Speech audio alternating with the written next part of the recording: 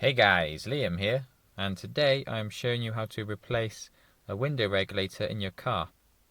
Now you can see I've got the whole complete kit ready to install, and the runners are all greased up and good to go. It makes a lot more sense than trying to just repair the cables. So I thought I'd do it this way. Now first things first, you see these circle holes here? They line up obviously with these here. Obviously there's 4 on this panel together. So just line them up top and bottom, both sides. Now I've got it loosely in place. You can see I've just got it over those little runners, and it's just 4 screws to go back in to hold it in place, and I'll show you now. See, there's a hole there, and there's 1 down there as well, and then 2 on this side, the same again, top and bottom. And again, it's just a T25 Torx screws. And make sure you have this wheel facing this way, because that's where the motor connects into it through this hole.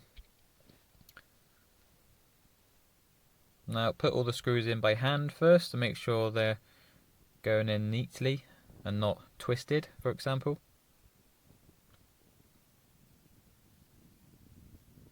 Now they're all in, obviously you go ahead and tighten them up, and obviously you need a ratchet for this because the screwdriver obviously is too long, you can't get in there.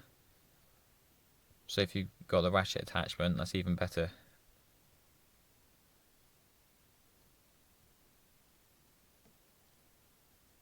Now you can see I'm doing it this way rather than having the whole panel off the door, because there's quite a few cables in the way, so it makes sense just to keep the cables on, so then you're not getting too confused and not disconnecting everything, which is good. Also, I find it good having a towel, because obviously the runners are greasy, so you get your screwdrivers and ratchets all greasy, so have a towel to wipe your hands over. And T25 screws for the motor as well. It's all the same size screws, so you can't really go wrong. There's 3 screws here. You've got 2 at the top and 1 at the bottom.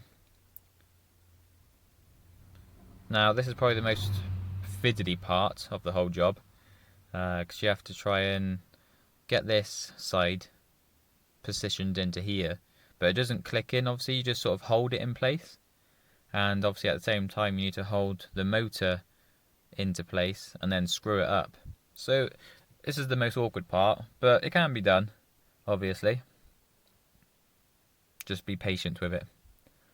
And you can see I'm sort of battling with the weather here. Looks like there's a storm brewing, so I need to hurry up and get this window fixed. Now I've done the motor. I found it easier to put the bottom screw in first and then do the top 2 afterwards. Now, time to do the cables. Obviously you want this yellow and black cable. Hook the electric back up to it so the power goes to the motor. And make sure you've got it the right way round, otherwise it won't clip in. And make sure it goes in all the way like this. Sort of you'll hear the click anyway when you do it. And just give it a little tug so it doesn't pull out.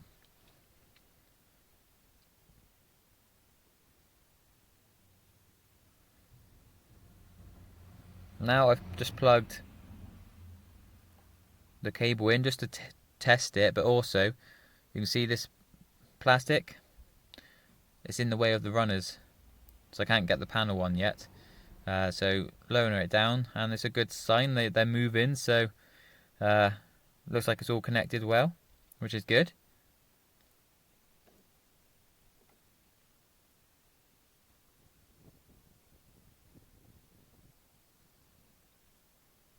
As you can see now, I've got the metal in behind now the plastic clip, otherwise it'd hit on the glass.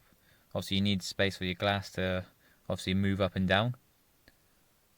Now that's done, obviously you just take your 10mm size bolt and you need to go around the whole panel and start screwing it all back in.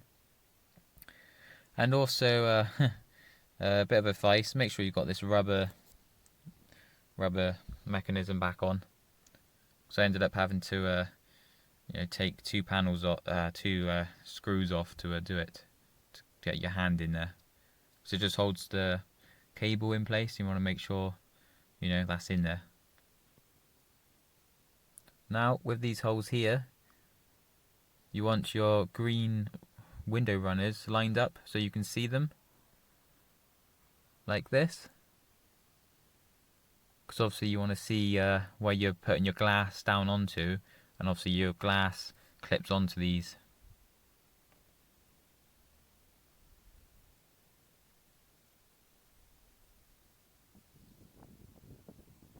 And the glass is in, and you can see it's lined up with those holes. You can sort of see the clip just hangs over those holes, and if you can't, if it's not in properly, just keep wiggling the glass gently until they click in. But on this side, it looks like it needs a bit more, so you get your hand behind, and you can just push the green runner, and it clips into place.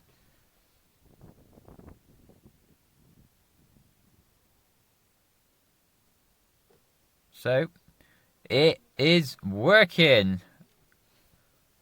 I'm well chuffed with this. Woohoo! I'm happy with that.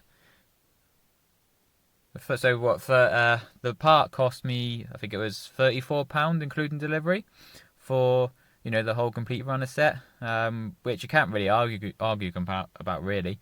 Yeah, well happy we managed to fix it.